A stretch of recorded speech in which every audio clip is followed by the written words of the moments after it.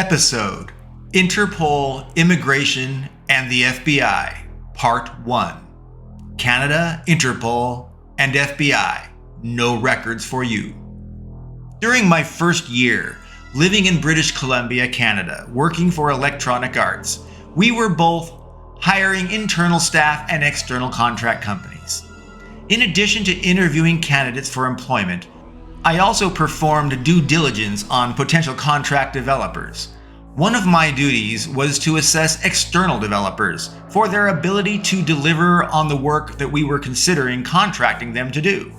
And if developers were close to being capable of what we needed done, I was to identify ways to mitigate or shore up or compensate for their shortcomings. To assess remote developers meant that I had to travel a lot, nationally and internationally. To assess potential contract developers and their capabilities, their skill gaps, and provide mitigation recommendations to compensate for those gaps. I must have traveled well over 1,000,000 miles. During the first year of hiring and assessing outside contract development studios, I went through Vancouver International Airport, YVR, often. On one of my returns to Canada, going through Vancouver Airport, as I always did, had a very unexpected turn of events.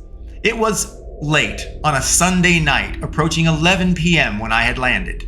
So things were not too hectic at all or busy in the airport or at Customs and Immigration. The Canada Border Customs and Immigration agent asked me a variant of their standard national port of entry questions. Are you bringing any food, fruit, vegetables, alcohol, or tobacco products with you? Are you bringing over $10,000 of goods or merchandise into the country? The standard stupid list of questions that if you were smuggling something, you would lie and move on. They were stupid questions, and they wasted everyone's time waiting in line. Of course, no one can plead ignorance if they did smuggle goods or cash into the country, like anyone would really care, especially when they were legal goods. But let's move on. The agent had more questions this time. The border agent asked additional probing, identifying questions of me. She asked me, "This is your work permit, right?" Yes, I answered. She asked, "You are the Richard Seaborn identified on this US passport and on this Canadian work permit, right?" Again, I answered, "Yes." She furthered, "You are returning from Utah, Salt Lake City, right?" I again answered, "Yes." She asked, "You live on Pender Street in downtown Vancouver, right?" Once more, "Yes," I answered. Finally, the border agent directed me to go to the far corner of the Customs and Immigration intake area, where everyone lined up to enter the country. She told me in no uncertain terms that I could not enter Canada until I spoke with a senior immigration agent in the back office. The agent returned my passport and work permit to me, and I went to the door in the corner of the immigration intake area. The door opened. I went inside. The room was small, split into two areas by a long counter running from side to side of the room. About 90% of the room was on the worker side of the counter, and the remaining cramped 10% was there for the customers, just enough to stand there uncomfortably, possibly with their luggage. An immigration officer gestured for me to come up to the desk and talk to him. And once there at the counter, he asked me for my papers. Of course, I handed him my US passport that had my Canadian work permit stapled inside it. The immigration agent was offensive and very terse. "Are you the Richard Seaborn that lived at blah blah addresses?" He asked about 5 of my prior addresses. He asked, "Do you recognize any of these phone numbers?" He clearly wanted to see if I reacted to phone numbers that were presumably my own numbers of long past. He then asked, Where were you born?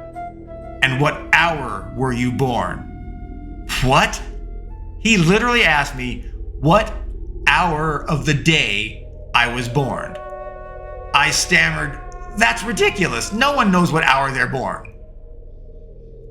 Other than validating my birthplace, it appeared to me he was trying to test if I was fabricating things. If I answered the hour I was born, perhaps it was more probable that I was lying. Well, after a litany of silly and inane questions like those, he ripped my Canadian work permit from my passport, leaving the staples behind. He raised it up and dramatically ripped it in two. Yes, he ripped my Canadian work permit in half. He destroyed it.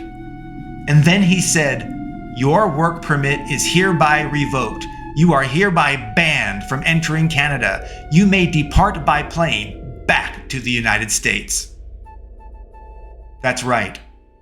The agent informed me I was on the FBI's International Terror Threat List, a list that has been compiled and provided to all countries following the 9/11 terrorism, and it has resulted from the U.S. Patriot Act that all countries participate with the FBI.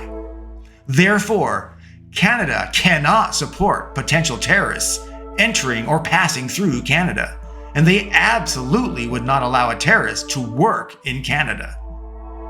Despite my renting a condominium in downtown Vancouver, Canada, where my wife and possessions were, Canada was formally blocking me from returning home because the FBI allegedly listed me as a terrorist threat. Insane. Well, that agent behind the counter told me that because I insisted that I already had been living in Canada, he would contact a magistrate in Central Immigration Canada, something called CIC, that was located in Quebec, Canada. Well, that translated to there was some hope for me, but I had to wait for hours and hours and hours. Eventually, the immigration agent, still on work, called me back to the counter. He explained the CIC magistrate agreed to give me a 6-month work permit, WP, and a supporting 6-month temporary residency permit, a TRP.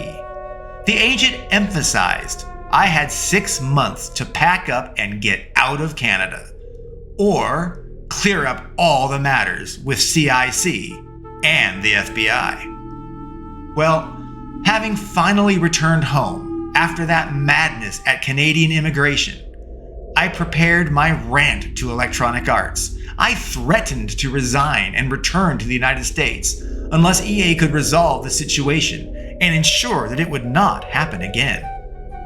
Well, EA did take things very seriously, and they hired a former CIC attorney that was allegedly friends with numerous CIC magistrates. The former CIC attorney, representing me now, had me provide an affidavit identifying the only 2 possible reasons that I could think of that the FBI may want me on their watch and track list. Number 1, my father, Silver Seaborn, had state and federal warrants for his arrest as an international weapons dealer, a merchant of death, and he was last known to have fled into Mexico, never seen or heard from again. And then number 2, the Hidden Fortress, a hacker BBS that was shut down by the FBI and its founders and many members prosecuted and convicted for cybercrimes and hacking. I was identified by the FBI as an active member of the Hidden Fortress, but there were no charges levied against me. They merely talked to me. Those were the only 2 things that I could conceive at the time that could remotely merit my being tracked anywhere and everywhere that I went in the world. Plus, I had no idea all this time that my travel had been monitored, tracked, and reported to the FBI. When did it start? How long have I been tracked? Had I been tracked ever since the Hidden Fortress was shut down when I was a kid? Or since my father abandoned me when I was 6 months old? It's all insane. There was no justification to track me. And yet they did, and they still are. I had to obtain my FBI records to see what Canadian immigration was seeing. I learned that you cannot request all FBI records about you. But you can request available FBI records about you, provided that you sign a request with an accompanying full hand, palm, and all 10 finger print. As it turned out, the FBI refused to provide my records, as they apparently were required to do so. They simply said that I was, in fact, not a terrorist or a terrorist threat. I can only assume they have no records on me, but that I must be tracked. So yeah, I was not the droid they were looking for, and yet I remained marked as a terrorist droid. At least I had an official document from the government of the United States that said I was not a known threat. And thus I was not a threat to Canada. Well, future immigration and customs checkpoints sometimes had problems and challenges for me anyway.